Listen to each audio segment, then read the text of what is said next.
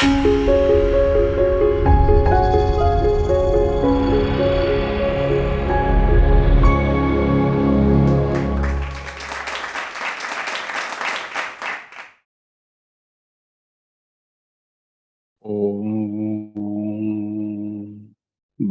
मे मनसि प्रतिष्ठिता मनो मे वाचि प्रतिष्ठितम् आविराविर्मयेधि वेदस्य मो आडिस्थ श्रुतं मे मा प्रहासीर अनेन अधीतेन अहोरात्रान् संदधामि ऋतं वदिष्यामि सत्यं वदिष्यामि ओम तन्मावत तद्वक्तारम् अवतु माम अवतु वक्तारम् ओम शांति शांति शांति।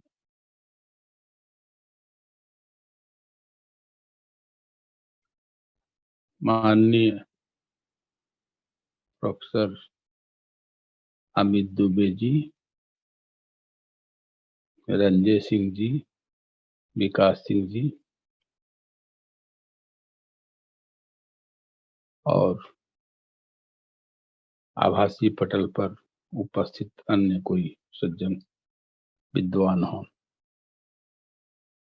मुझे खुशी है कि डॉक्टर अमित जी ने इंडस यूनिवर्सिटी की तरफ से आज भाषा और ज्ञान विषय पर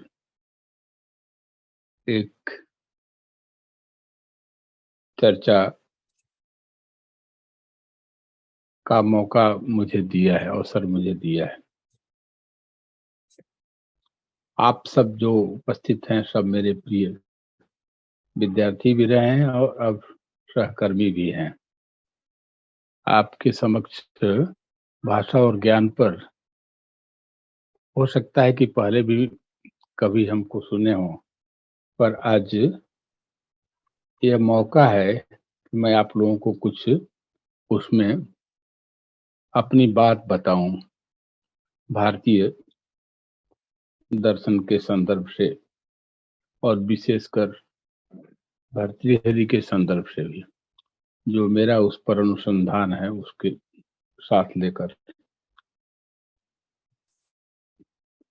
अब जब हम भाषा कहते हैं तो उसका शाब्दिक अर्थ क्या है?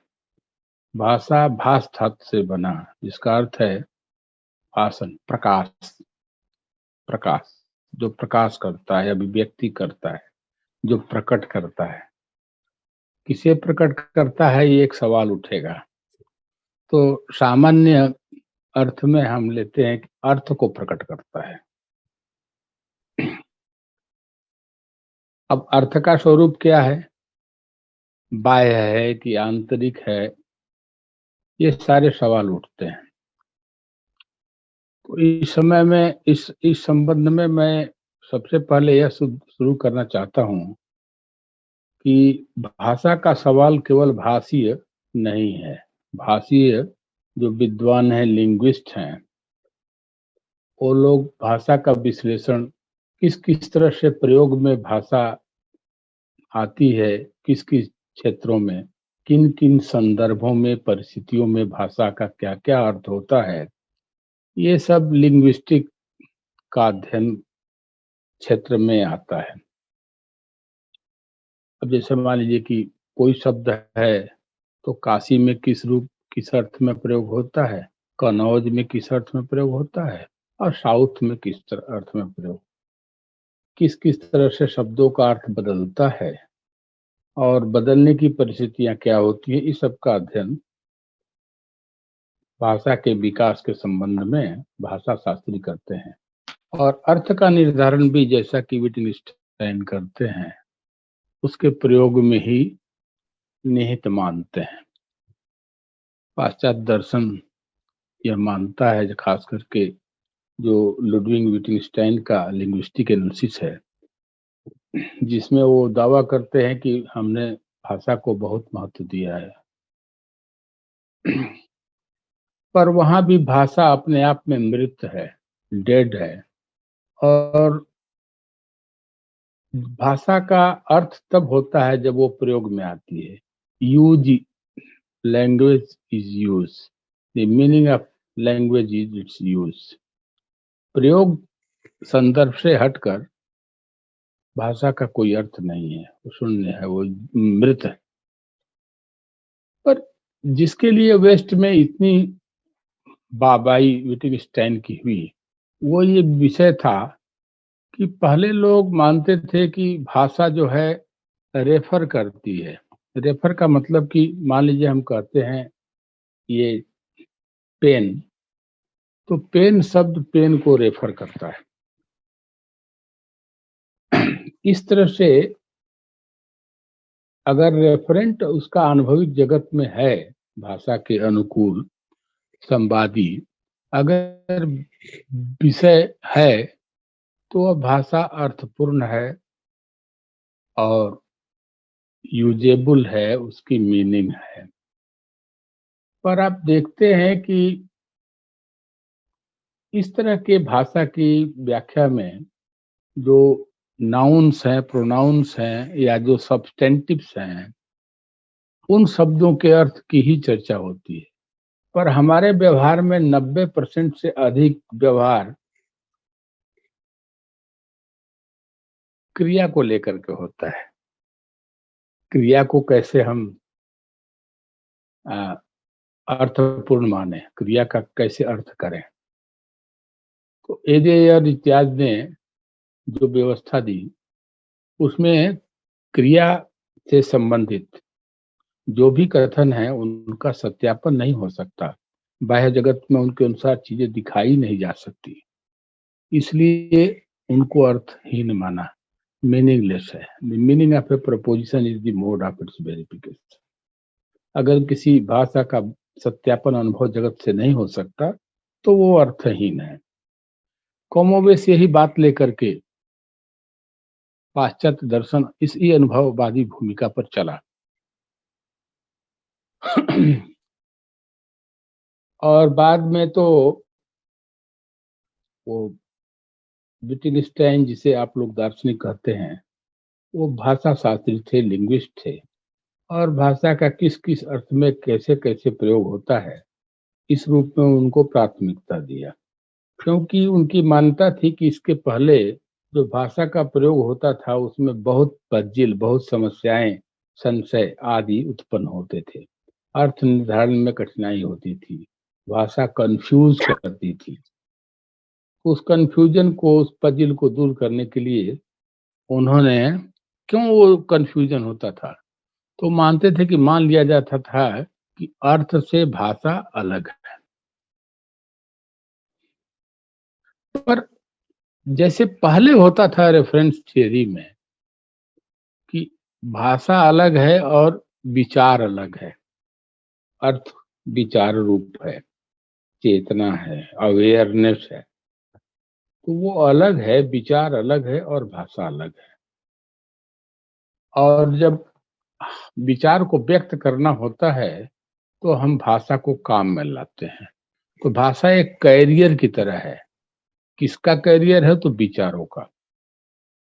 कमोबेश भारतीय दार्शनिक संप्रदायों में, चाहे वो आस्तिक दर्शन हो या चाहे वो नास्तिक दर्शन हो, सब लोगों ने भाषा को रेफरेंस और रिप्रेजेंटेशन के रूप में ही माना। अब रेफरेंस का अर्थ मैंने बताया कि जो भी आप कथन करते हैं उसका संवादी हो। तो प्रश्न उठता है कि एक वाक्य का संवादी कौन होगा? एक शब्द का संवादी तो कोई वस्तु में हो सकती है संसार में, पर वाक्य का संवादी कैसे होगा? तो इसे ही प्रश्न जुड़ा हुआ है होगी।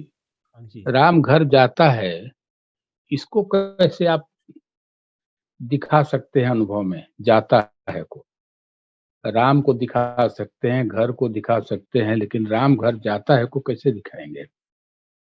ये एक सवाल उठता है। अब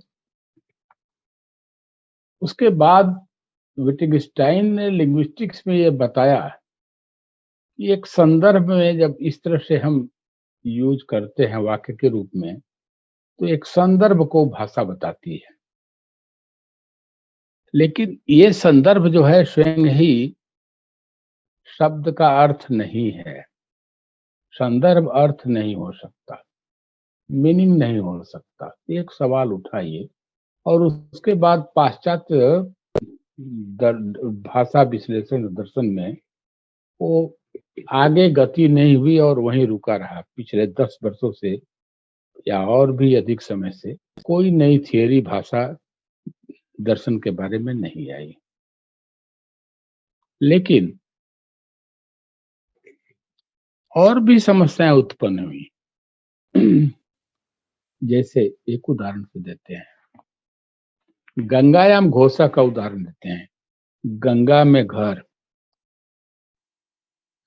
अब गंगा में घर का जो अभिधा अर्थ है, तो माने गंगा की धारा में, जल की धारा में घर, तो यह तो संभव नहीं है। तो उसका लक्षण से अर्थ वो लोग लेते हैं कि गंगा के किनारे अर्थ। और अगर मान लीजिए कि आप गंगा से बहुत दूर हैं, अपने यूनिवर्सिटी कैंपस में हैं, तो वहां अगर कह दिया गंगायाम घोषा, गंगा में घर, रेजिडेंस, तो क्यों कहा? इसका एक एक व्यंजनामूलक अर्थ होता है जिसमें शब्द अपना अर्थ छोड़ के दूसरे अर्थ को कहता है। वह अर्थ क्या है? आपका घर शीतल है, पवित्र है। इसको देख करके जो गंगा का अर्थ है शीतल और पवित्र, इस हिसाब से हम अरे गंगायाम घोषा, ये तो बड़ी पवित्र और शीतल, तो ये व्यंजना से अर्थ होता है। पर अन्य जो दार्शनिक संप्रदाय भारत में हैं, वो लोग व्यंजना नहीं लक्षणा तक मानते हैं। मीमांसक, न्याय, वेदांत, ये सब लोग, जैन, बौद्ध, ये सब जो है लक्षणा पूर्वक ही अर्थ मानते हैं वाक्य का अर्थ। शब्द में शक्ति है, पदे शक्ति, पर वाक्य में जो शक्ति आती है वो मेल से आती है। जैसे एक आप में शक्ति है और दूसरा आपका वाइस चांसलर कैंपस में एक बार आपके कंधे पर हाथ रख के घूम जाए तो आप में एक दूसरी शक्ति आ जाती है। तो वो जो है आकस्मिक है, लाक्षणिक है, संघात से उत्पन्न हुआ। तो वाक्यों में शक्ति पदार्थों के मेल से उत्पन्न होती है। वाक्य का अर्थ अभिधा नहीं है, लाक्षणिक है, लक्षणा है। पर एक सवाल यहाँ भी उठता है, अगर वाक्य का अर्थ लक्षणा है तो वेद में भी वाक्य हैं, तो वेद के अर्थ को आप लाक्षणिक मानिएगा तो प्रमाण होके लगेगा। वेद का अर्थ महान इसी अर्थ में है कि वेद जो है सत्य वो कथन है, सत्य का वक्तव्य देता है, या सत्य से सत्य बातों को कहता है। वेद प्रमाण है क्योंकि वो अपौरुषेय है, अथवा जो पौरुषेय मानते हैं वो भी मानते हैं कि वेद जो है आप्त वचन है, प्रमाण है। तो चाहे आप आप्त वचन माने अथवा आप वेद को अपौरुषेय मान करके नित्य माने, दोनों स्थितियों में ये सवाल उठता है कि अगर लाक्षणिक है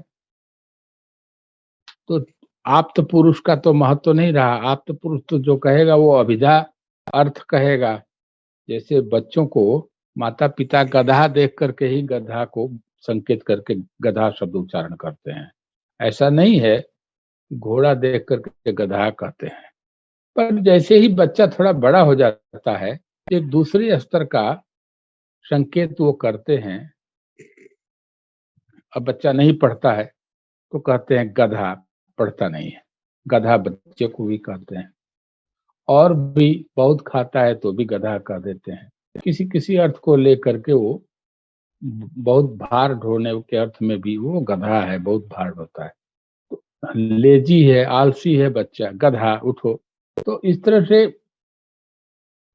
लाक्षणिक अर्थ का प्रयोग बाद में बच्चा सीखता है। पर वेद वाक्य सत्य बोलो, धर्म का आचरण करो, माता पिता को देवता समझो, ये सब यह जो विधियां हैं,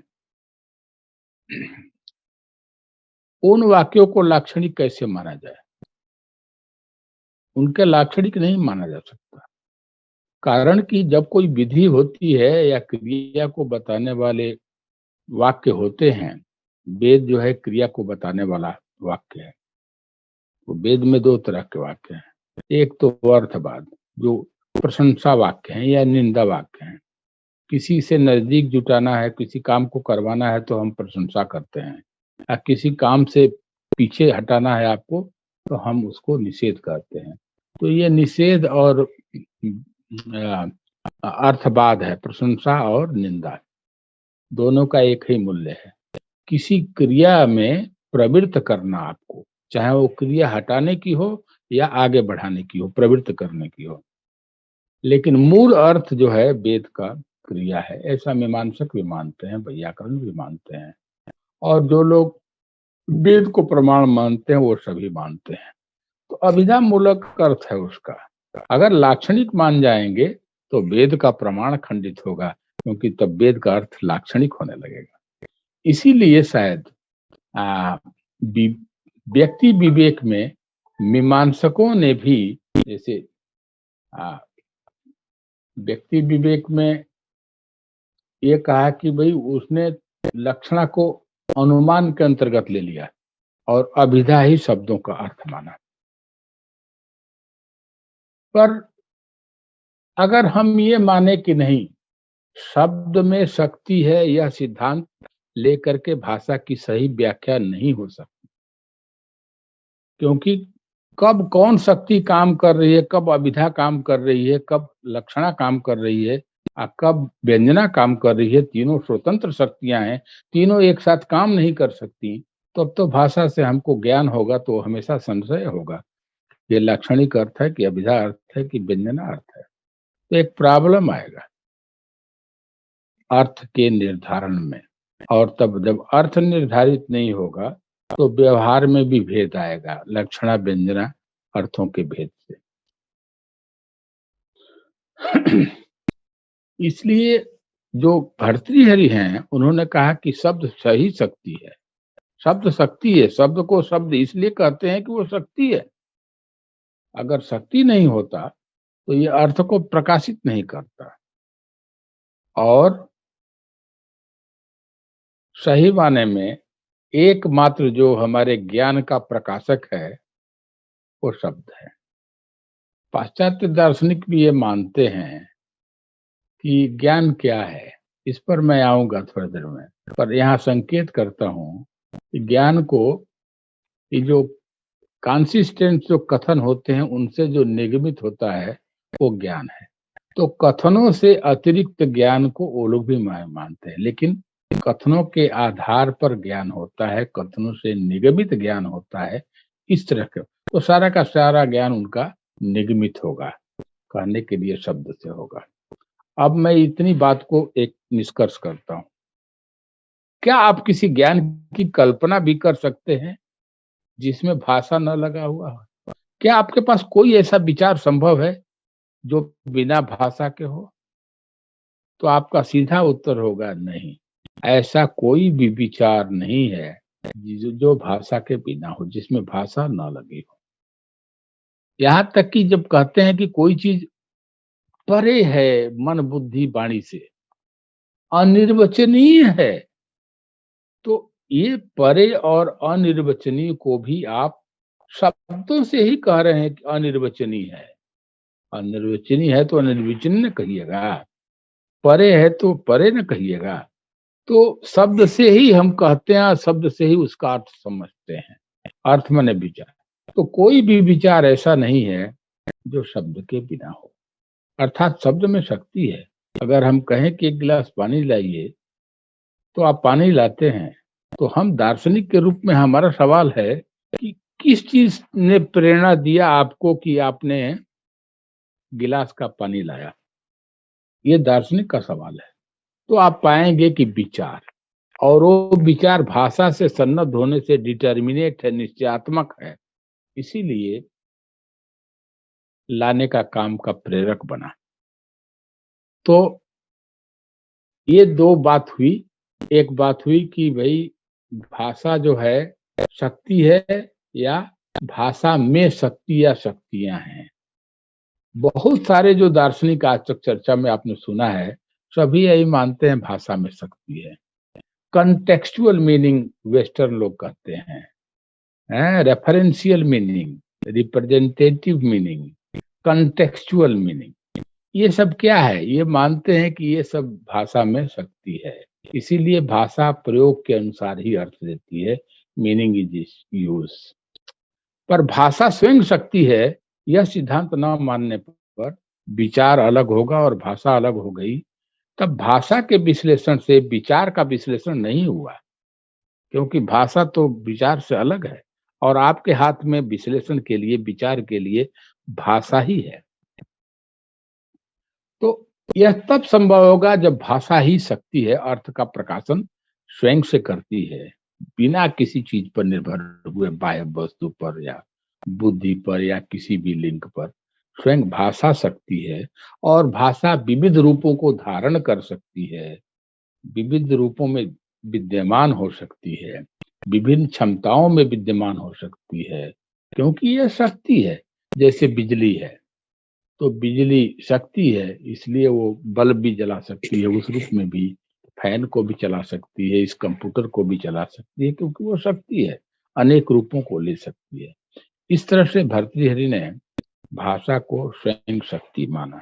यही नहीं, आगे चल के उसको ब्रह्म भी उन्होंने आरंभ में ही कहा कि शब्द ब्रह्म है, अनादि निधनम। अब ये सब बातें हैं कि वो अनादि निधनम है, माने नित्य है, न उसका जन्म होता है न मरता है, तो सही बात है। ये सब बातें दूसरे लेकिन थोड़ा संकेत करते हैं, भाषा को हमने उत्पन्न नहीं किया है।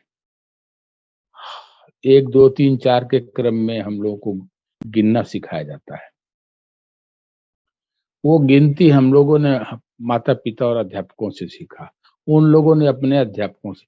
पहला अध्यापक कोई ऐसा नहीं है जिसने सिखाया हो किसी शिष्य को, तो न पहला अध्यापक ट्रेस होता है और न कोई पहला शिष्य। इसलिए यह मानना पड़ता है कि परंपरा से, अनादि परंपरा से चली आ रही है, सतत, बिना किसी ब्रेक के। तो सतता के अर्थ में, प्रवाह नित्यता के अर्थ में भी भाषा नित्य है, क्योंकि ये ब्रेकलेसली ये चला आ रहा है प्रयोग में। अब कहेंगे कि भाई बहुत सारी भाषाएं जन्म ली, बहुत सारी भाषाएं इतिहास के गर्त में चली गई, नष्ट हो गई, अज़टेक, अंटेक, माया, ये सब तमाम और सब भाषाएं, ब्राह्मी ब्राह्मी, ग्रीक, लैटिन धीरे धीरे समाप्त होने के अभी के ही तरफ है। और भी बहुत सारी भाषाएं थी, उनका तो लोप हो गया, वो तो समाप्त हो गए, व्यवहार में नहीं है। तो उसमें अनादि अरे प्रवाह नित्यता कैसे होगी? तो देखिए, बहुत साफ कहते हैं, यहाँ आकर के आपको भाषा को समझना पड़ेगा कि एक तो भाषा जो आप बोलते हैं वो है, और दूसरा भाषा जो आपके दिमाग में प्रकाशित करता है। तो जो बोली है उसी तक भाषा को लोगों ने सोचा और उसी के लिए तरह तरह की लिपियां बनाया। जर्मन में अलग लिपि, जापानीज में अलग लिपि, चाइनीज लिपि अलग, कोरियन अलग, इंडियन अलग, भोजपुरी अलग, बंगला अलग, अलग अलग लोगों ने लिपियां बनाया समुदाय के हिसाब से, भाषा भाषी समुदाय के हिसाब से। राम शब्द हम दूसरे ढंग से बोलेंगे लिखेंगे, आप दूसरे ढंग से बोलेंगे लिखेंगे। एक ही व्यक्ति राम शब्द जो है, जो बच्चा है वो दूसरे ढंग से बोलेगा, जुआ दूसरे ढंग से बोलेगा, और बूढ़ा जिसका दांत टूट गया है, बोलते समय बहुत सारी हवा निकल जाती है, तो वो दूसरे ढंग से बोलेगा। तो अगर बोली और लिपि तक ही भाषा को सीमित किया जाए तो इसमें और भी दिक्कतें हैं।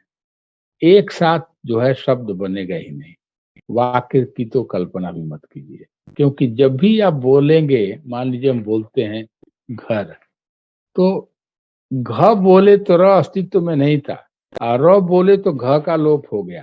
घ र दोनों एक साथ आप नहीं बोल सकते, तो ये नहीं रह सकता। खैर, मैं इस सब पर नहीं जाऊंगा और आपको भाषा के बारे में बताएंगे। कितनी बड़ी परंपरा आपकी रही है कि भाषा को ये शक्ति मानते हैं।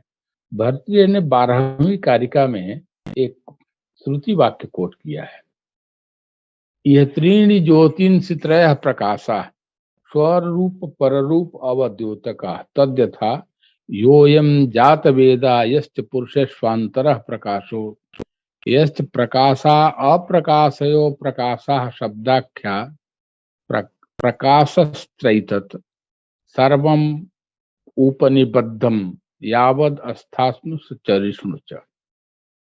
संसार में 3 तरह के प्रकाश हैं।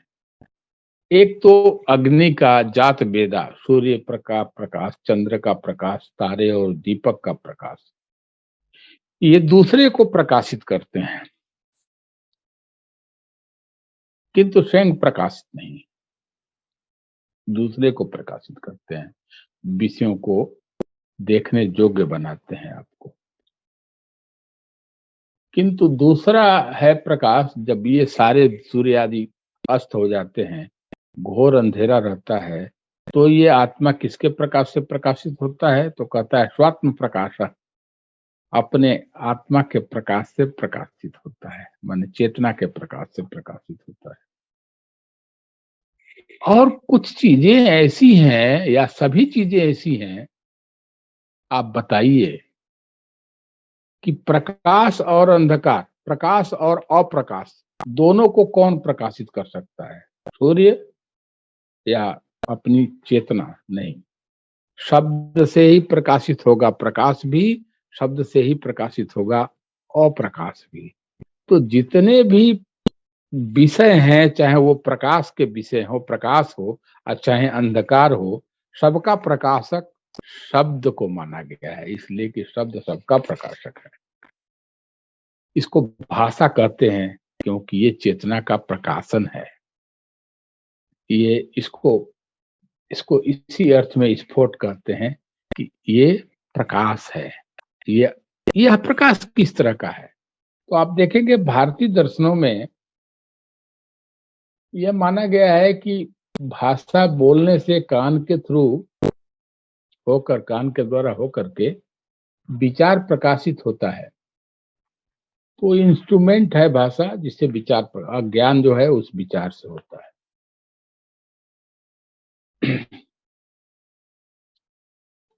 तो ठीक है, भाषा जो है के माध्यम से विचार प्रकाश होता है, परंतु भारत में एक ऐसा सिद्धांत वैयाकरण उन्होंने दिया पाणिनि परंपरा के, कि कोई भी ज्ञान होगा तो पहले उस ज्ञान में भाषा अपने स्वरूप को प्रकाशित करती है, और जब भाषा का स्वरूप प्रकाशित होगा तो उसी से उसका अर्थ भी प्रकाशित होगा। माने भाषा अपना विचार प्रकट करती है और उससे भाषा के अर्थ का विचार प्रकाशित होता है। तो इसीलिए भाषा को ग्राह्य ग्राहक कहा जाता है, माने अपना भी प्रकाश करता है। ये एक्टिव थियरी ऑफ नोइंग है, जिस हर ज्ञान में, अब जैसे आंख का ज्ञान है तो उसमें भाई आपको मैंने देखा, देखने के बाद ये इंद्रियां, आंख जो है विरत हो गई, सटी नहीं रही, अर्थ का ज्ञान करा दिया, हट गई। पर भाषा में ऐसा नहीं है, भाषा लगी रहती है ज्ञान में। तो इस तरह से कोई भी ज्ञान नहीं है जिसमें भाषा न लगा हुआ हो। भारतीय इसीलिए शायद कहते हैं वाक्यपदी प्रथम खंड में, नौसो अस्ति प्रत्ययो लोके यह शब्दानुगमा देते अनुविद्यमेव ज्ञानम सर्वम शब्देन भाषते। कोई भी ऐसी चीज नहीं है जो भाषा से अनुविद्य न हो। तो कैसे अनुविद्य होती है? सब कुछ भाषा से अनुविद्य होकर ही प्रकाशित होती है। माने भाषा अपने स्वरूप का बोध कराएगी और तब अपने अर्थ का, माने जो भी अर्थ है वो शब्द से प्रकाशित है। शब्द भी विचार रूप है, भाषा भी विचार रूप है। तो इसमें एक परंपरा रही है हमारे भारत की, जिसको सभी लोग मानते हैं, एक तात्विक दृष्टि भाषा के बारे में। भाई परा, पश्यंती, मध्यमा और बैखरी। बैखरी वो है जिसको हम बोलते हैं, वो भी हम सब बैखरी नहीं बोलते हैं। त्रयावाचो मनुष्य वदंती, जितनी बैखरी वाणियां हैं, अरबी, उर्दू, चाइनीज, ये सब 3 लोक हम मानते हैं। तीनों लोकों में कोई न कोई भाषा है, चिड़ियों की भी कोई भाषा है, वो सब बैखरी है जो बोला जाता है। तो बैखरी का भी 1/3 बहुत बड़ा विद्वान जो होगा शब्द का, वो भी उसका 1/3 ही जान बोलता है। हाँ, हाँ, तुरिया वाचो मनुष्या बदंती, मनुष्य मात्र जो है वो केवल जितना जितना बैखरी वाणी है उसका एक 1/4 बोलता है। 1/4 तुरिया, तुरिया माने चतुर्थ, तुरिया वाचो मनुष्या बदंती। अब ये है कि वो एक एक बात बहुत ज्यादा स्पष्ट करने की जरूरत मुझे लग रही है कि अगर भाषा को हम बैखरी तक माने तो बैखरी का संभव ही नहीं होगा बोलना, हम बोल नहीं पाएंगे। और इन बोलियों को अनित्य होने के कारण लिपि के रूप में विकसित किया गया कि लिपियों में थोड़ा अस्थायित्व होता है, लिखावट।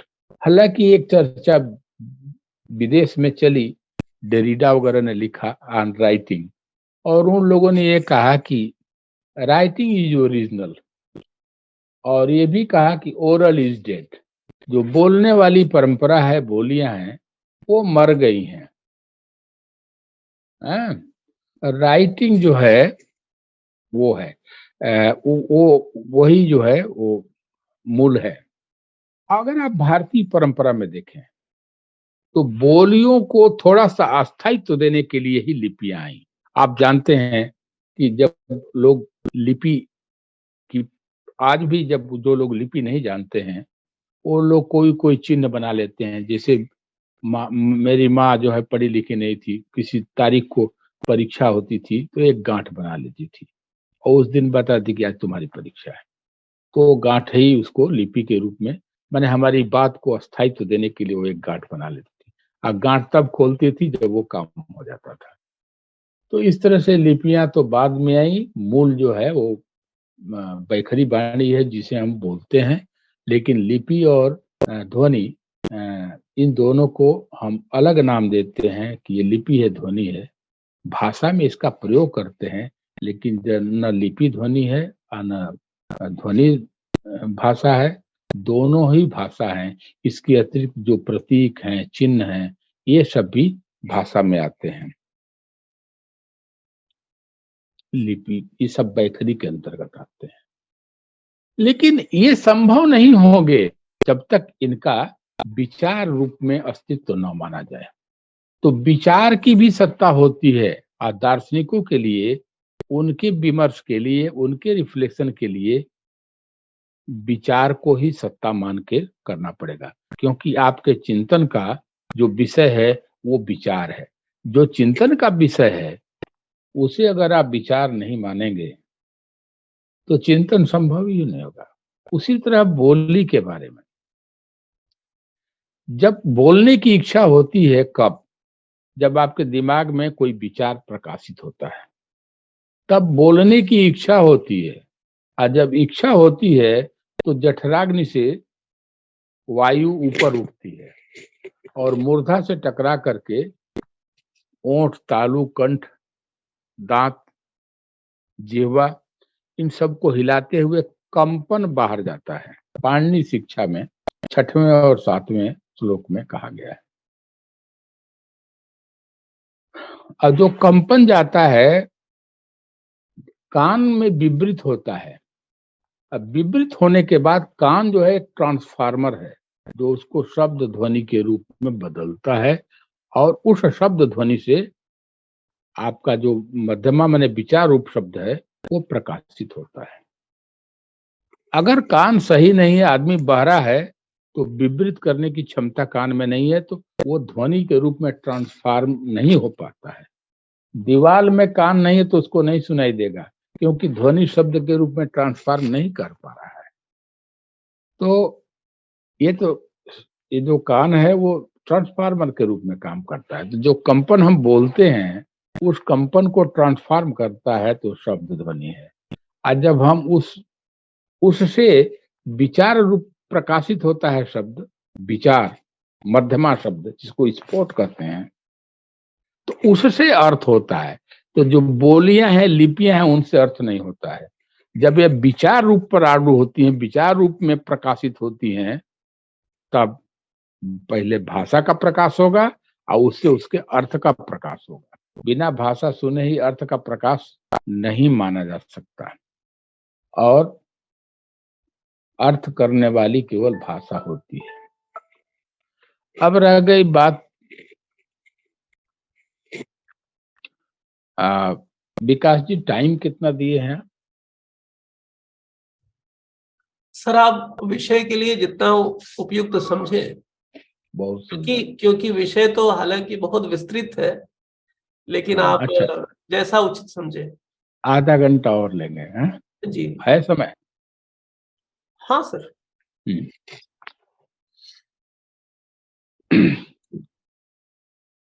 तो आप जो इंद्रियों के माध्यम से देखते हैं विषयों को, तो उसमें दो बातें होती हैं। एक ज्ञेय होता है विषय जिनको आप इंद्रियों के माध्यम से ग्रहण करते हैं, और एक ज्ञान होता है। लेकिन यह नहीं कह सकते हैं कि ज्ञेय ने ही ज्ञान को प्रकाशित कर दिया, क्योंकि इंद्रियों को ही वो इंद्रियां ज्ञेय को पकड़ती हैं, केवल इंद्रियों से ज्ञान नहीं होता। और मनुष्य को मनुष्य भी नहीं कहा जा सकता चेतन, जब तक उसके दिमाग में उसकी चेतना के समक्ष कोई विषय न हो। चेतना स्वचेतन तभी होती है जब चेतना के समक्ष कोई विषय हो। वह विषय विचार रूप ही होता है। पर जो बाह्यवादी लोग हैं, जिसको कहते हैं ज्ञान मीमांसी लोग, तो ज्ञान मीमांसी लोग करते क्या हैं, वो मानते हैं कि इंद्रियों से ज्ञान होता है। इंद्रियां ज्ञान के कारक नहीं है, इंद्रियां ज्ञान के कारण नहीं है, इंद्रियां ज्ञान के साधन है, कारक है। तो करण और कारक में अंतर होता है। ये कारक है माने उनके माध्यम से होता है। करण कब होगा? जो प्रकाशित होता है कान में विवृत होने पर ध्वनि, उससे वो अभिव्यक्त होता है। तो जो अभिव्यक्त हुआ शब्द तब अभिव्यक्त होकर प्रकाशित होता है, तो वो अभिव्यक्ति करण है। ज्ञान में, न्याय की भाषा में अभिव्यक्ति करण होगा। तो बिना भाषा का कोई ज्ञान संभव नहीं है। अगर कोई ज्ञान है उसमें भाषा नहीं लगा है तो वो ज्ञान ही नहीं है, क्योंकि बिना भाषा का कोई ज्ञान संभव नहीं है। अब कहेंगे लोग कि जो साधक लोग होते हैं, बड़े मनीषी ऋषि होते हैं, उन तो बोलते नहीं तो भी ज्ञान होता है। ठीक है, नहीं बोलते हैं, लेकिन जो प्रकाश है, स्फोट मध्यमा शब्द, वो उनको प्रकाशित हो जाता है बिना किसी साधन के ही, बिना किसी ध्वनि के, बिना किसी लिपि के, बिना किसी चिन्ह के, बिना किसी ध्वनि के, मात्र इतना ही होता है। लेकिन जब तक मध्यमा या विचार रूप शब्द प्रकाशित नहीं होगा, तब तक व्यक्ति को अर्थ का बोध नहीं होगा। तो मध्यमा शब्द की मान्यता विचार रूप शब्द की मान्यता है। जब दार्शनिक चिंतन करता है, जब दार्शनिक विवेचन करता है, तो उसका विषय विचार होता है। जब मनुष्य स्वचेतन होता है, कोई स्वचेतन क्रिया करता है, तो उसके समक्ष विचार ही विषय होता है। तो आप स्वचेतन मनुष्य हैं, इसलिए कि आपकी चेतना के समक्ष एक विषय रहता है, विचार। अगर आप विचार नहीं है तो आप स्वचेतन नहीं है। जैसे बहुत सारे चेतन प्राणी इत्यादि हैं, तो वो स्वचेतन नहीं है, क्योंकि विचार रूप में उनका जो विषय है वो नहीं उपस्थित। किसी विषय को लेकर के ही कोई आत्म चेतन हो सकता है। तो एक तो इंद्रियों के माध्यम से ज्ञान हुआ, वो इंद्रियों पांचों इंद्रियों के माध्यम से, केवल कान ही नहीं, ध्वनि जो सुनती है, पांचों इंद्रियों के माध्यम से जो भी आपको सूचनाएं इकट्ठा होती हैं, डाटा इकट्ठा होती हैं, वो केवल माध्यम है जिससे स्फोट प्रकाशित हो जाता है।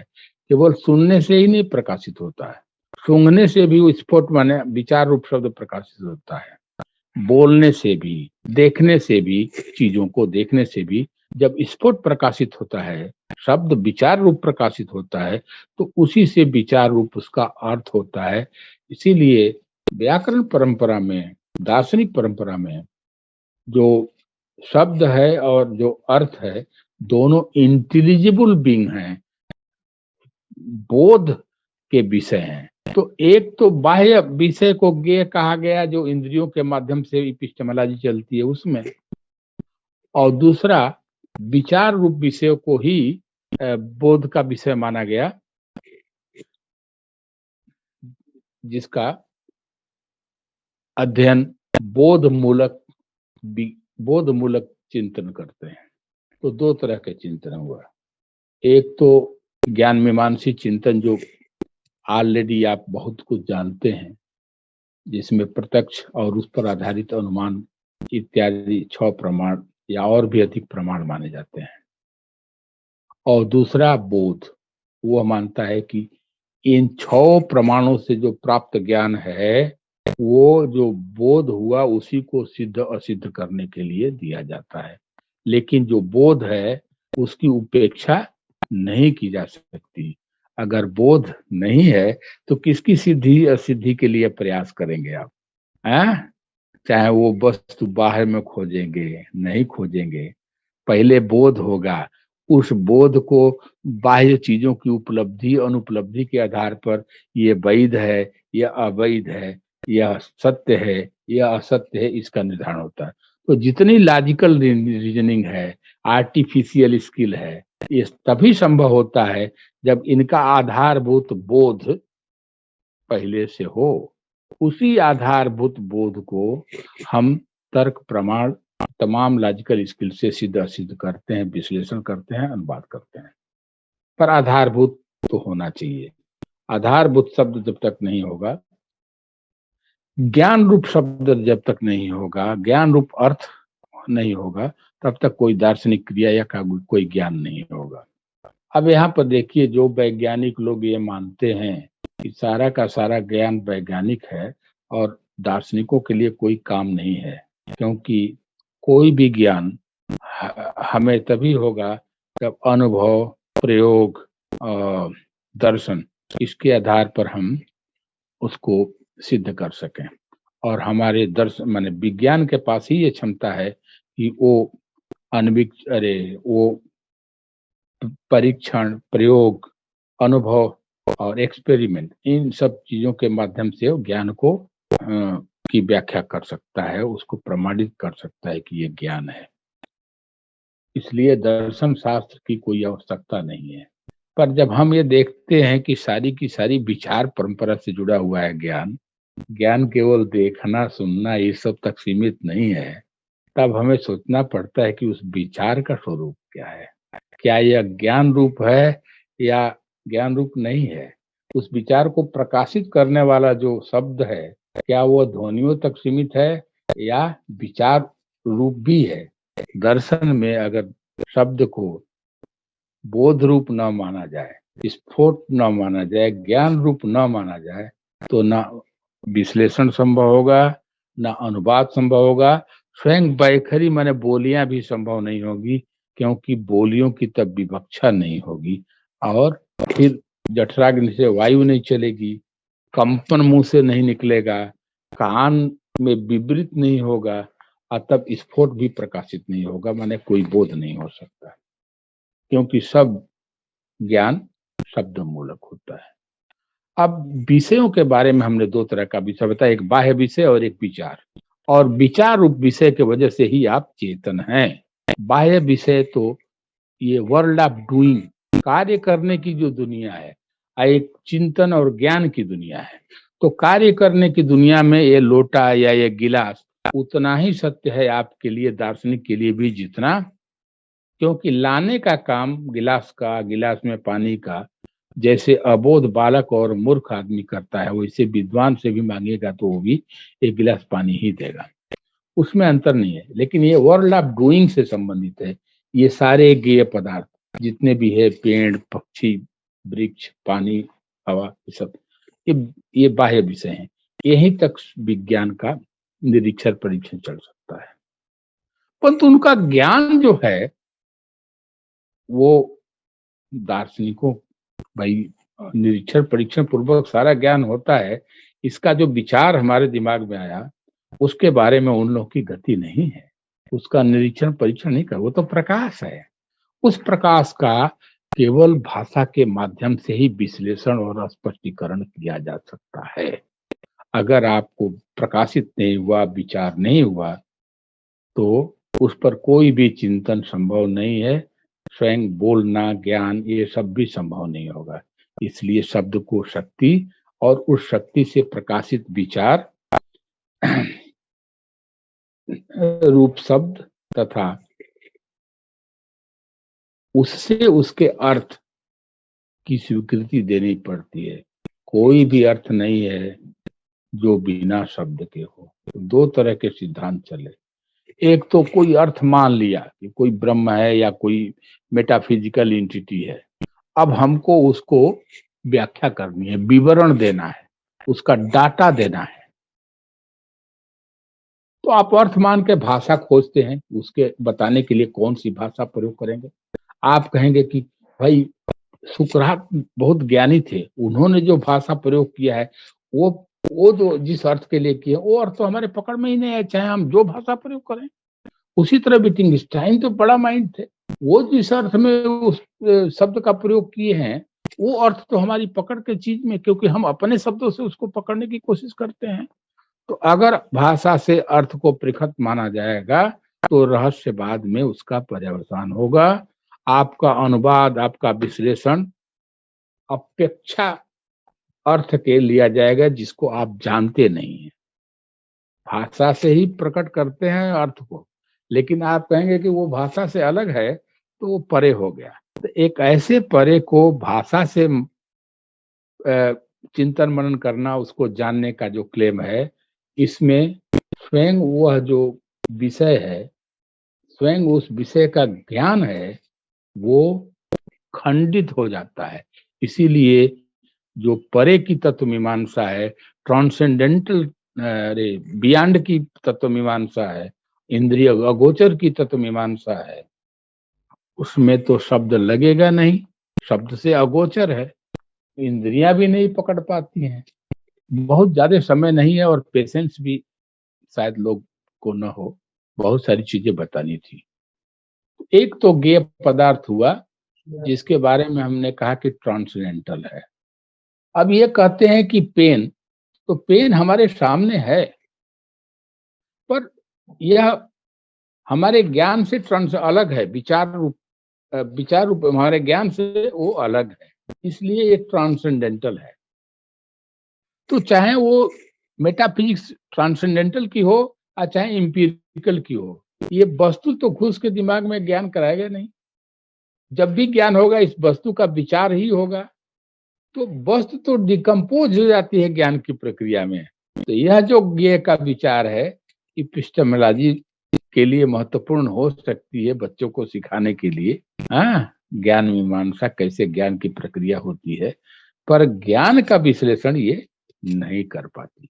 हाँ, प्रमा अप्रमा ज्ञान का ही करती है, लेकिन जो स्वयं ज्ञान है उसका विश्लेषण नहीं कर पाती। एक और बात, ज्ञान हमेशा निर्धारित होता है।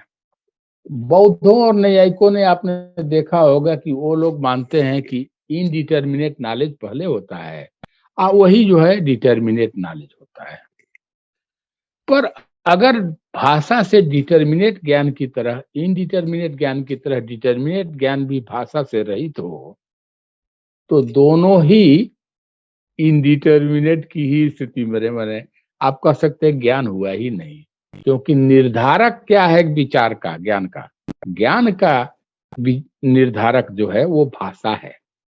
कोई भी विचार है उसका निर्धारक भाषा है, क्योंकि वो भाषा में ही प्रकाशित होता है। कोई भी ज्ञान बिना भाषा के प्रकाशित नहीं होता है। तो वो जो ज्ञेय के रूप में जो आपने बाह्य वस्तुओं के बारे में बताया, वो तो ट्रांसेंडेंटल ऐसे भी हो जाता है, ज्ञान से परे हो ही जाता है। ज्ञान का कंटेंट वो नहीं है। हम ज्ञान के कंटेंट विचार को माने विचार रूप जो ज्ञेय है, पेन का जो विचार है, उसको हम बाह्य वस्तु जो बाहर पेन है उस पर आरोपित करते हैं। तो मूल है ज्ञान का विचार जिसको हम जानते हैं, और जिस पर आरोपित करते हैं वो तो भिन्न भिन्न प्रकार से छोटा बड़ा ये सब हो सकता है। तो जितना भी हमारा ज्ञान है वो निर्धारित है, इसलिए कि ज्ञान की सीमा है कि वो हमेशा निर्धारित होता है, और यह निर्धारण इसलिए संभव होता है भाषा के वजह से। तो भाषा ज्ञान का निर्धारक है। लंबाई चौड़ाई इत्यादि जो किसी वस्तु का होता है वो वस्तु का निर्धारक है, डिटर्मिनेटर है, बट वस्तु के ज्ञान का निर्धारक केवल भाषा है। गाय कहने से गाय के ज्ञान का निर्धारण होता है। गाय वस्तु जो है बाहर गेय, वो भी गेय है, उसका निर्धारक होगा कि उसमें सासना है, लांगुल है, ककुद है, खुर है, बिसाण है, सींग पोंछ इत्यादि है ना, तो वो उसके निर्धारक हैं। चलती है, जमाई लेती है, सब उसके निर्धारक हैं बाह्य वस्तु के, जिसको इपिस्टेमोलॉजिशियंस जो है वो गेय मानते हैं। लेकिन दार्शनिकों का गेय क्या है? विचार जो प्रकट हुआ, गाय कहने से जो प्रकाशित हुआ, सासना लांगुल वाला जो संप्रत्यय हुआ, विचार हुआ, वो दार्शनिकों का विषय है। वह जो प्रकाशित नहीं होगा तो आपको ज्ञान का बोध नहीं होगा। तो विषय को भी दो रूपों में देखा गया। एक तो जो विचार रूप विषय है, जिसकी वजह से आप मनुष्य का स्वचेतन प्राणी कहलाते हैं। सभी में ये बोध नहीं होता स्वचेतन, इसलिए सभी स्वचेतन नहीं है। मनुष्य में स्वचेतनता का लेवल है, क्योंकि वो विचार के रूप में उसकी चेतना का एक विषय होता है। तो ये एक तो विचार हुआ और दूसरा बाह्य वस्तु। तो बोध का जो दर्शन है, ज्ञान पर जो कंसंट्रेट करता है, मेडिटेट करता है, उसके लिए जो विषय है वो ज्ञेय है, वो विचार है। तो आपको बताया कि दो तरह से ज्ञान होता है, ज्ञान के विषय भी दो तरह के हैं, शब्द भी दो तरह के बताया, दो लेवल के। एक तो जो इसको बोलते हैं ध्वनि और लिपि, और दूसरा जो विचार रूप है। अर्थ को भी दो रूप में बताया, एक गाय जो इंद्रियों का विषय ज्ञेय है, और एक विचार जो बुद्धि का भी माने माने चेतना का प्रकाश है, जिसको भाषा से अनुविद्ध मानते हैं। भाषा से जो प्रकाशित होता है ज्ञान, तो दो तरह का हुआ। हम एक ही तरह का मान करके एक से दूसरे की भी व्याख्या करते हैं। बाह्य चीजों को मान करके हम आंतरिक की भी उसी तरह से व्याख्या करते हैं, क्योंकि हमारे अंदर एक पज्जिल है, एक परेशानी है। वो ये है कि हम यह नहीं विचार करते कि दार्शनिकों का वास्तविक विषय विचार है या वस्तु है। जब वस्तु पर जाएंगे तो दार्शनिकों का नहीं, वैज्ञानिकों का विषय हो जाएगा, और तब वैज्ञानिक ठीक कहता है कि दर्शन शास्त्र की कोई आवश्यकता नहीं है, क्योंकि बाह्य वस्तुओं के ज्ञान में हम महारत हासिल है, हम प्रयोग करते हैं, हम परीक्षण करते हैं, और तब स्वीकार करते हैं, ठीक ना। और ज्ञान का कोई भी ऐसी चीज नहीं है जिसे हम नहीं व्याख्या कर सकते, लेकिन उसके लिए दर्शन को मानने की क्या जरूरत है? इसीलिए दर्शन को डेड बनाया गया, बताया गया। लेकिन आज आप देख रहे हैं कि दर्शन को की आवश्यकता इसलिए अधिक पड़ती है क्योंकि हमारी जो परंपरा, दार्शनिकों की परंपरा है, वो वैचारिकी है, विचार की परंपरा है, और कोई भी विचार शब्द से पृथक संभव नहीं है, शब्द से ही प्रकाशित होता है, अनुविद्ध होता है। स्वयं शब्द भी अपना स्वरूप को प्रकाशित करता है, जिससे उसका अर्थ प्रकाशित होता है। तो हमारे बुद्धि के विषय, हमारी चेतना का विषय दो ही हुआ, शब्द माने भाषा, और दूसरा उसका अर्थ, दोनों विचार रूप, ठीक ना। यही विचार रूप आप जितना भी ज्ञान आपको होता है, शब्द और उसके अर्थ का ही। बाह्य वस्तु है या नहीं है, नित्य है अनित्य है, इससे हमको क्या मतलब? हम लोग शाब्दिक हैं, दार्शनिक हैं। हाँ, अस्माकम तुम व्याकरण नाम शब्दार्थो अर्थ। हाँ, हम लोगों के लिए शाब्दिक लोगों के लिए, दार्शनिकों के लिए जो शब्द और अर्थ विचार रूप हैं, जिसको कहते हैं इंटेलिजिबल बीइंग, वही फिलोसॉफिकल बीइंग है। बाकी जो मटेरियल बीइंग्स हैं, गे हैं, वो इंद्रियों के माध्यम से व्यवहार के लिए आती हैं, वर्ल्ड ऑफ डूइंग के लिए वो हैं। But our concern is as a philosopher is world of knowing. तो एक जानने वाली दुनिया है, ज्ञान की दुनिया है, और एक बाह्य वस्तुओं की दुनिया है। बाह्य वस्तुओं की दुनिया में ज्ञान मीमांसा जो प्रत्यक्ष आदि पर आधारित है, उसका अपना बहुत महत्व है। पर ज्ञान की दुनिया में दार्शनिकों का महत्व ज्यादा है, क्योंकि उसे वो उपाय रूप से विश्लेषित करते हैं, अनुदित करते हैं दूसरी भाषाओं में विचारों को, और उनको अनुदित करने के बाद उसमें स्पष्टीकरण खोजते हैं। फिर उसकी आर्टिफिशियल स्किल से, लॉजिक से या किसी पैमाने से उसकी वैधता अवैधता की जांच करते हैं, उसकी प्रक्रिया बताते हैं, उसका मशीनीकरण करते हैं। ये सब आर्टिफिशियल स्किल है जो लिंग्विस्टिक वाले लोग अपनाते हैं। अब एक बात और, ये जो गेम मैंने बताया कि विचार रूप, उसमें और बाह्य वस्तुओं में अंतर इस बात को तो लेके है कि एक इंद्रियों के माध्यम से ज्ञान होता है और एक प्रकाशित होता है। पर समूचे गेय को ले लिया जाए तो गेय का ज्ञान हमारी बुद्धि में आरूढ़ हुए बिना, प्रकाश रूप में प्रकाशित हुए बिना नहीं हो सकता। कोई भी ज्ञान संभव नहीं होगा बिना विचार रूप में, और कोई भी बाह्य वस्तु बिना विचार के जानी नहीं जा सकती, चाहे वो बहुत बड़ा ब्रह्म हो चाहे कोई हो। तो ब्रह्म शब्द को भी हम ब्रह्म शब्द से ही जो अर्थ प्रकाशित होता है उसी रूप में जानते हैं, और मान लेते हैं कि कोई ब्रह्म है, कोई ईश्वर है। तो जानना ही हमारे दार्शनिकों का विषय है, मानना नहीं। ठीक ना? जो माना गया है आपको खोल के दिखाना होगा कि जानना तो ये है, और हम मान लेते हैं उपाय रूप से, ये मानना है।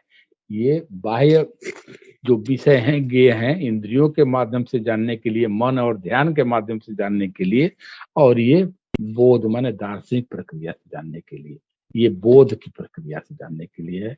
अब बोध की प्रक्रिया में जो विषय है वो विचार है। अब एक बात और वो ज्ञान के संबंध में आती है, कोई भी ज्ञान बिना भाषा के नहीं हो सकती। दूसरी बात, अब जो ज्ञान है और ज्ञान विषय का जो ज्ञान है और स्वयं जो ज्ञान है, तो न्यायिक लोग उसको व्यवसाय कहते हैं, व्यवसाय पूर्वक ज्ञान। तो उसके अतिरिक्त ज्ञान को नहीं मानते हैं। ज्ञान जो है वो चेतना का आकस्मिक धर्म है। ठीक ना? चेतना का आकस्मिक धर्म है। कभी आपको ज्ञान होगा, कभी नहीं होगा। विषयों के साथ जुड़ेगा तो ज्ञान होगा। तो विषयों के साथ जुड़ने पर ही चेतना ज्ञान के लिए तैयार होती है। हाँ? और तब ज्ञान उत्पन्न होता है जब विषय सामने हो, इंद्रियों के माध्यम से दिखाई दे। तो बहुत पर यह है कि आपको प्रश्न करना है कि क्या ज्ञान और ज्ञान का विषय दोनों अलग हैं कि एक हैं? तो इस पर वेदांतियों ने किया।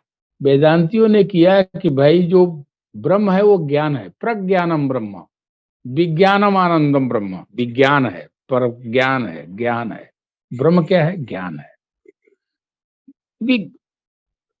जो ज्ञान है वो ब्रह्म है, सबसे बढ़ करके प्रत्यक्ष ज्ञान है। माने हर क्षण हर ज्ञान में वो लगा हुआ है।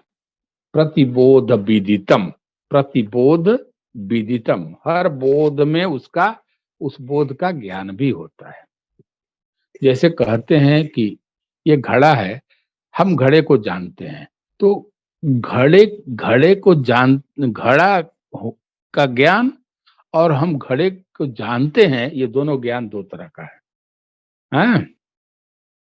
अब घड़े को तो जानते हैं, लेकिन हम घड़े के ज्ञान को जानते हैं, या घड़े का ज्ञान मुझे है,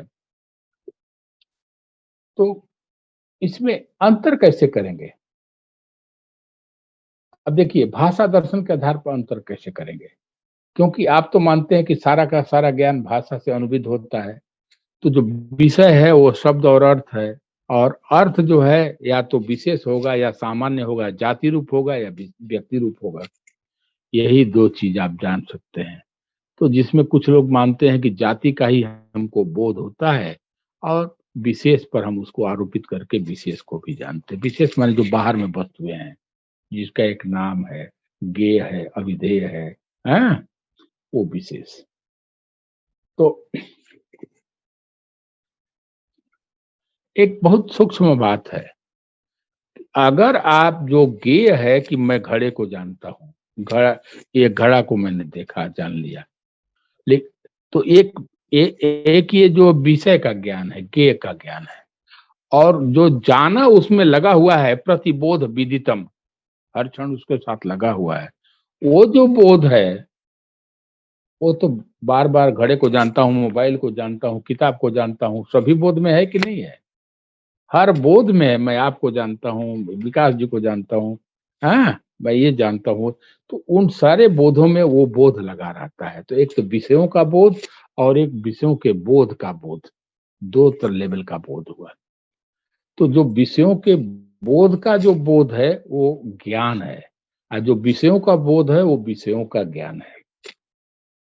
तो दोनों में फ़र्क क्या है? जो विषयों का बोध है, उसमें पररूपता होती है। विषय का लक्षण क्या है? पररूपेण रूप्यते। विषय के बोध, कोई जैसे गाय का बोध है आपको, तो उस बोध को दूसरे वाक्यों में भी आप प्रयोग कर सकते हैं, ठीक ना? अनेक उसमें परत्व होता है, विषय में परत्व होता है, माने एक ही मोबाइल को 10 वाक्यों में 10 जगह से 10 तरह से प्रयोग कर सकते हैं। माने उन 10 वाक्यों का विषय मोबाइल हो सकता है, उन 10 वाक्यों का विषय पेन हो सकता है। आपके बारे में 50 लाइन मैं कहूँगा, 50 लाइन में विषय आप हो सकते हैं। लेकिन जो कहते हैं कि आप प्रोफेसर हैं, आप फिर दोबारा जो कहते हैं प्रोफेसर हैं, तो हर क्षण जो है वो नया-नया ज्ञान होता है, ठीक ना?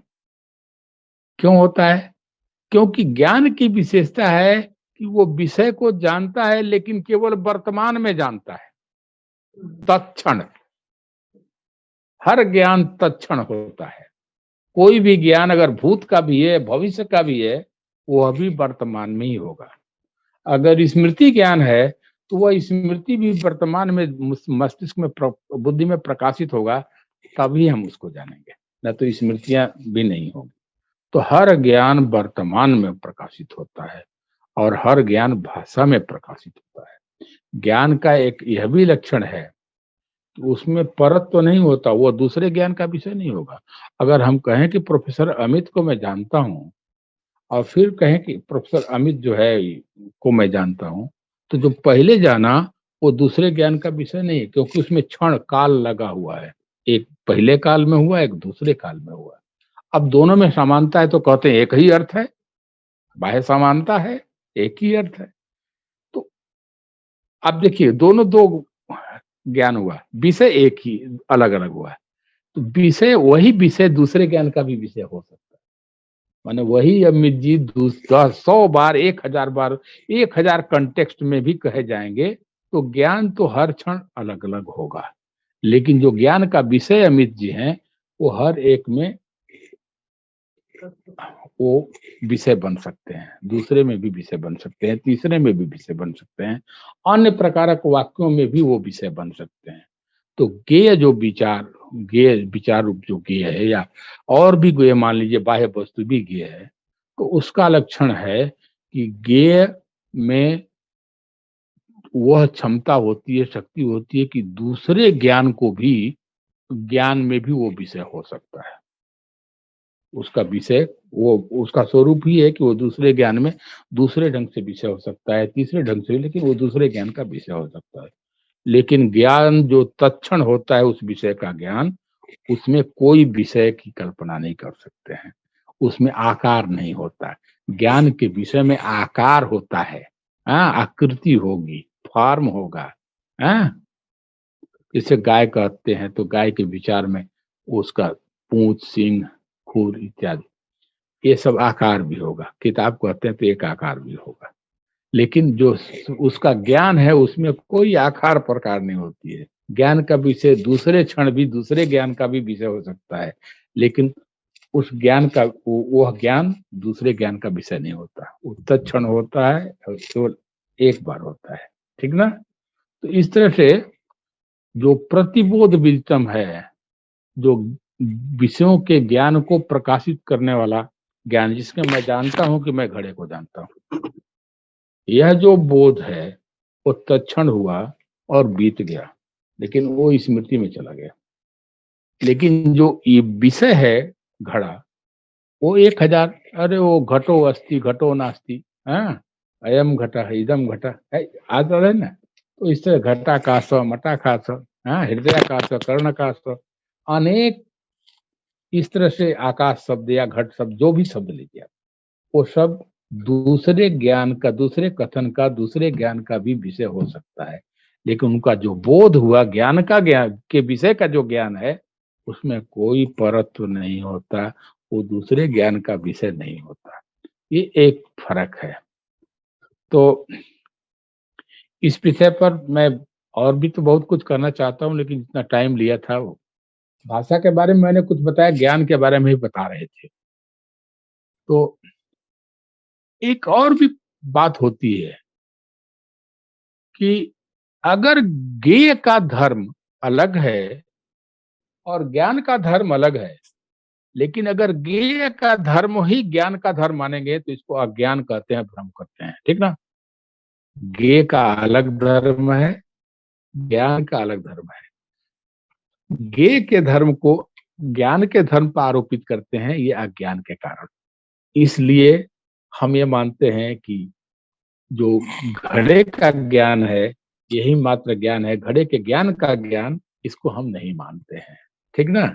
पर हम जानते हैं घड़ा है, मोबाइल है, पेन है, ट्री है, पेड़ है, इस सब में जो ज्ञान है वो लगा ही रहता है इन विषयों के ज्ञान में। और ये जो विषय हैं वो विषय के ज्ञान है, लेकिन उनका ज्ञान हमको तत्क्षण होता है और वो दूसरे ज्ञान का विषय भी नहीं होता। इतनी बात बताने के बाद एक और बात बता रहे हैं विषयों के ज्ञान के बारे में, ज्ञेय के ज्ञान के बारे में, कि जो हमको ज्ञान होता है वो एक तो सारा का सारा ज्ञान जो है डिटर्मिनेट होता है। क्यों? क्योंकि ज्ञान का डिटर्मिनेटर, विचारों का डिटर्मिनेटर भाषा होता है। तर्क प्रमाण से या मापों के द्वारा उसके अनुसार बाह्य वस्तु है नहीं है, सत्य है असत्य है, बाह्य वस्तुओं की उपलब्धि के आधार पर, साक्ष्यों की उपलब्धि के आधार पर हम उसी ज्ञान को सिद्ध या असिद्ध करते हैं। अब वो जो ज्ञान है कि नास्तिक ज्ञान है, अस्ति का भी ज्ञान है। क्यों? क्योंकि नास्ति और अस्ति जो है वो दोनों विचारों में प्रकाशित होते तभी हम जानते हैं।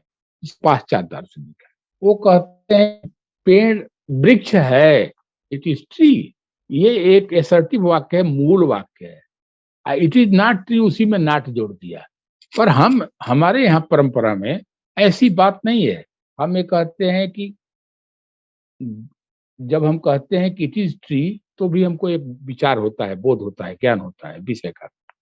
और जब कहते हैं it is not a tree तो निषेध वाक्यों से भी एक विचार का बोध होता है। दोनों इंडिपेंडेंट विचार हैं, दोनों इंडिपेंडेंट भाषा है, वो कथन है।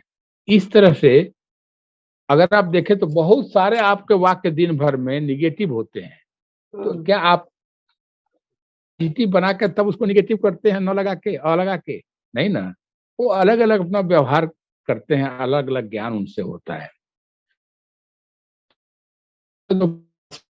होता निश्चयात्मक सच्चा होता है, निश्चयात्मक उसको बाह्य चीजों की उपलब्धि, अनुपलब्धि, अनुभव इत्यादि के आधार पर हम ट्रू और फॉल्स, वैलिड और इनवैलिड, सिद्ध असिद्ध करते हैं लॉजिकल स्किल से।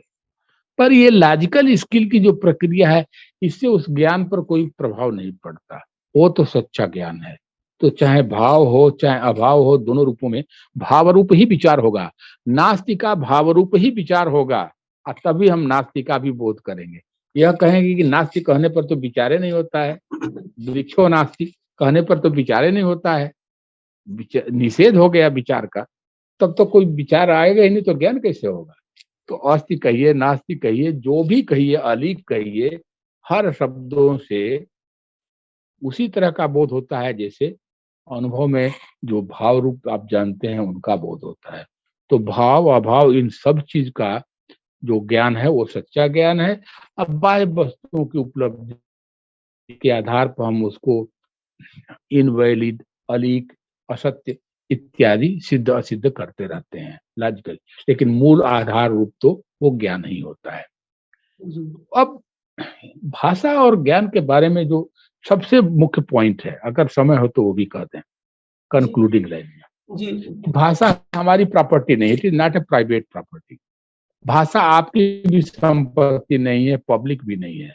भाषा तो चेतना का प्रकाश है, वो किसी रूप में बोली जाएगी, लिपियां अलग होंगी, ध्वनियां अलग होंगी, लेकिन प्रकाश तो जितने भी मन चेतन प्राणी हैं उनकी चेतना का ही प्रकाश होगा उससे। तो प्रकाश में भिन्नता नहीं, भाषा सबकी है, यूबीक्विटी है, सर्वगत है चेतना के प्रकाश के रूप में। चेतना तो सर्वगत है, माने मनुष्यगत है, जिनमें स्व चेतना है उन सब में। जब उन सभी मनुष्यों में जिसमें स्व चेतना है, गत है, इसीलिए हम बोलते हैं तो आपको भी, उनको भी, जो भी श्रोता है बाद में यूट्यूब में डालेंगे उसको भी, सभी लोगों को उससे सुनाई देता है। अगर उनमें न हो भाषा से चेतना का प्रकाश तो वो आप बोलते रहिए, वो सुनेंगे नहीं, है, उनको बोध ही नहीं होगा। तो इस तरह से सारा का सारा जो भाषा से ज्ञान है वो मेरा सबका है, ठीक ना, सर्वगत है, सबका है। और इसीलिए संवाद हो पाता है हमारे और आप में शब्दों के माध्यम से, विचारों का लेन देन हो जाता है, विचारों के लेन देन मान क्या बोलते हैं उसको, कम्युनिकेशन संभव हो पाता है। अब ये जो विचार समानता, सिमिलरिटी, डिसिमिलरिटी, इन सब कारणों की वजह से बाह्य वस्तुओं पर आरोपित करते हैं, प्रयोग, दर्शन इत्यादि के आधार पर, हाँ, प्रैक्टिस इत्यादि के आधार पर। प्रैक्टिस तो समझते हैं ना। अब जैसे कोई ज्ञान नहीं है जो खिलौना बनाता है मशीन से, पर वो बनाने का अभ्यास है कि आप ज्ञानी होकर के भी खिलौना कैसे बनाया जाता है आप उतना नहीं बना सकते, ठीक ना। वो बनाता जाता है। तो प्रयोग, दर्शन, अभ्यास से हम बाह्य वस्तुओं पर भी अपने विचार को आरोपित करके उनको भी विषय के रूप में जानते हैं, माने हमारी वासनाएं, हमारी रुचियां इन पर आरोपित होता है हमारे ज्ञान भाषा के माध्यम से। और इसीलिए सारा का सारा ज्ञान डिसइंटरेस्टेड होते हुए भी इंटरेस्टेड हो जाता है, और लक्ष्य ये होता है विचार और भाषा की एकता के सिद्धांत का, कि हम जो इम्पोज्ड और जो प्रकाशित ज्ञान है और जो प्रकाश का जहां जहां आरोप हुआ को अलग अलग करें, ताकि हमको विवेक प्राप्ति हो।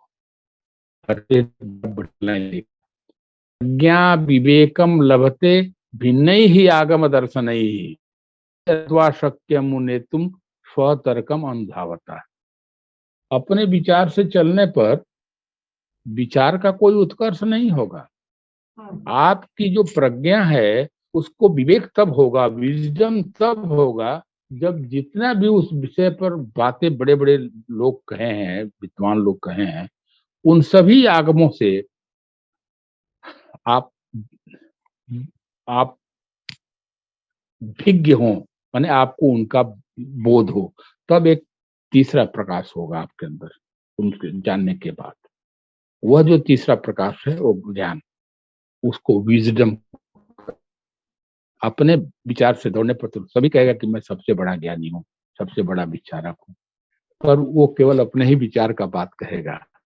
इसलिए सभी आगमों को पढ़ने के बाद, हाँ, जानने के बाद जो आपको विवेक की प्राप्ति होती है, आपके प्रज्ञा को विवेक की प्राप्ति होती है, यही दर्शन का उद्देश्य है, चाहे वो सिख सिस्टम में हो और चाहे वो व्याकरण शास्त्र में हो, माने चिंतन से, मनन से विचार को समझ करके, विचार को स्पष्ट करके कितना भाग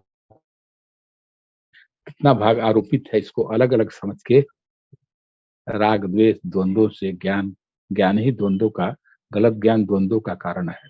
जैसे विषय के ज्ञान को, ज्ञान का ज्ञेय का धर्म को ज्ञान पर आरोपित करें, हाँ, तो ये सब मिथ्या ज्ञान है।